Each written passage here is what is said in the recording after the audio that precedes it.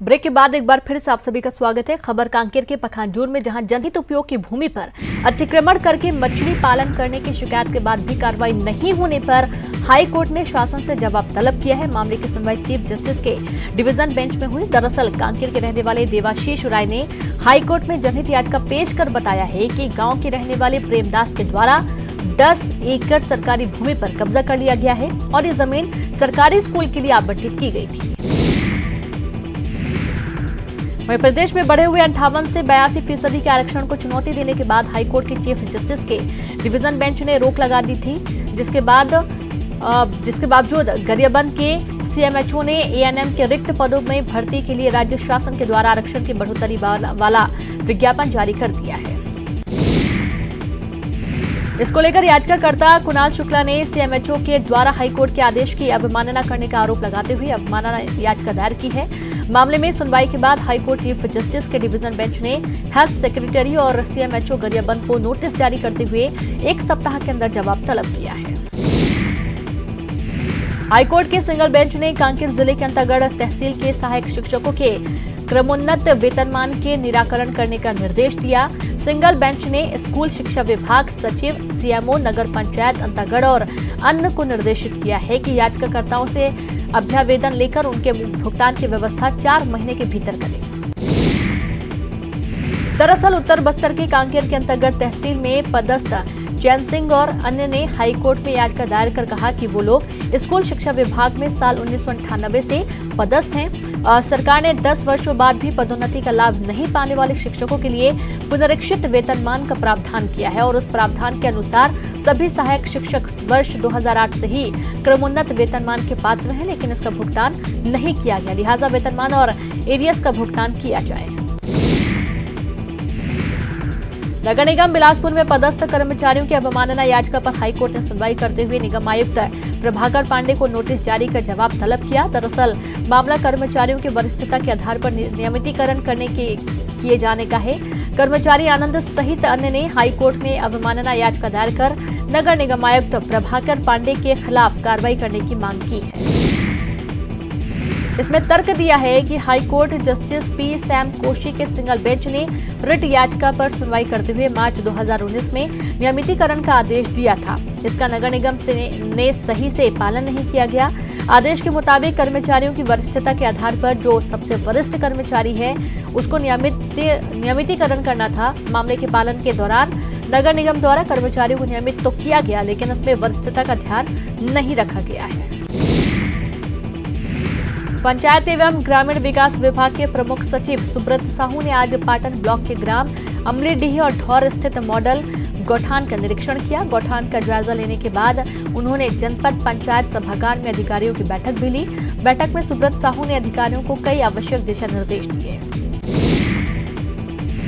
उन्होंने कहा कि अगले कुछ दिनों में सभी स्वीकृत गौठान को फंक्शन करने की दिशा में युद्ध स्तर पर कार्य करें। सभी गौठान की व्यवस्था के लिए नियुक्त नोडल अधिकारी नियमित मॉनिटरिंग करें और इस संबंध में किसी भी तरह से लापरवाही आने पर कड़ी कार्रवाई की जाएगी। सूरजपुर जिले में चिटफंड कंपनी के चंगुल से फंसकर कई लोग ठगी का शिकार हुए, लेकिन जिले में पैर पसारते चिटफंड कंपनियों के खिलाफ कभी कोई बड़ी कार्रवाई नजर नहीं आई और ऐसे में सूरजपुर जिले में लाखों रुपए की धोखाधड़ी करने के मामले में सूरजपुर पुलिस ने NICL नाम की कंपनी के 3 डायरेक्टर समेत 6 लोगों को ओडिशा के भुवनेश्वर जेल से आरोपियों को सूरजपुर लेकर आई है। नगरीय निकाय चुनाव के लिए बलरामपुर जिले के 5 में से 2 नगरों में कांग्रेस ने अपने प्रत्याशियों की सूची जारी कर दी है। नगर पालिका बलरामपुर और नगर पंचायत रामानुजगंज के लिए प्रत्याशियों की सूची कांग्रेस ने जारी की, तो वहीं नगर पंचायत कुसमी, नगर पंचायत राजपुर और नगर पंचायत बाडफनगर के प्रत्याशियों की सूची आज शाम तक जारी हो सकती है। नगर पालिका बलरामपुर और नगर पंचायत रामानुजगंज के प्रत्याशियों की सूची जारी होने के साथ ही कांग्रेस के कार्यकर्ता चुनाव प्रचार में जुट गए हैं। कांग्रेस का दावा है कि इस बार 5 नगर निकाय में कांग्रेस की जीत होगी। भूपेश बघेल सरकार के 1 साल के काम को निकाय चुनाव में पार्टी जोर शोर से उठाएगी और लोगों से वोट मांगेगी। मुंगेली जिले में भी नगरीय निकाय चुनाव को लेकर प्रशासन की तैयारी जोरों पर है। मुंगेली नगर पालिका सहित लोरमी, पथरिया, सरगांव नगर पंचायत के चुनाव के लिए पार्षद पद के प्रत्याशी नामांकन पत्र ले रहे हैं। मुंगेली नगर पालिका के लिए अब तक 64 नामांकन पत्र लिए गए हैं और मुंगेली में अब तक केवल एक निर्दलीय प्रत्याशी ने ही अपना नामांकन फॉर्म जमा किया। वहीं अब तक बीजेपी कांग्रेस दोनों दलों ने अपने पूरे प्रत्याशियों की सूची भी जारी नहीं की है, जबकि 6 दिसंबर नामांकन की अंतिम तारीख नजदीक है। धान खरीदी में होने वाली गड़बड़ी को रोकने के लिए मुंगेली जिला प्रशासन भी भारी सजगता बरत रहा है। मुंगेली कलेक्टर ने निगरानी दलों का गठन किया है, जिसमें पुलिस अधिकारी भी शामिल हैं, जो धान खरीदी केंद्र में होने वाली गड़बड़ी को रोकेंगे। कवर्धा नगरीय निकाय चुनाव 2019 को लेकर चुनावी घमासान शुरू हो गया है। भाजपा और कांग्रेस ने अपने अपने पार्षद पद के प्रत्याशियों की घोषणा कर दी है। जिले में होने वाले 1 नगर पालिका व 5 नगर पंचायत में भाजपा कांग्रेस ने अपने पत्ते खोल दिए हैं। हालांकि कांग्रेस ने सूची जारी करने में देरी जरूर की है। कांग्रेस ने कई नए चेहरों को चुनाव मैदान में उतारा है, तो वहीं भाजपा ने अधिकांश पुराने चेहरों पर दांव लगाया है। भाजपा जिला अध्यक्ष अनिल ठाकुर ने अपने सूची को संतुलित बताया है। कोरबा और रायगढ़ वन मंडल में आतंक का पर्याय बन चुका आक्रामक हाथी गणेश अब कटघोरा वन मंडल में पहुंच चुका है। बुधवार की सुबह गणेश ने कटघोरा वन मंडल के वन परिक्षेत्र अपमान नगर में एक महिला को दर्दनाक मौत दी और वहीं हमले से मिली सुरक्षा के अनुसार ग्राम पाथा में ग्रामीण बुधवारा बाई को गणेश ने अपने पैरों तले कुचल दिया, जिससे मौके पर ही उसकी दर्दनाक मौत हो गई। नारायणपुर के कडेनार में मारे गए जवानों का पोस्टमार्टम पूरा हो गया। आज 10 बजे मानस चौथी बटालियन के परेड ग्राउंड में शोक सभा का आयोजन किया गया। सभा के बाद 3 शव कलकत्ता, 2 दिल्ली और 1 आंध्र प्रदेश रवाना किया जाएगा। नारायणपुर में आईटीबीपी के जवानों के बीच फायरिंग में 6 जवानों की मौत हो गई।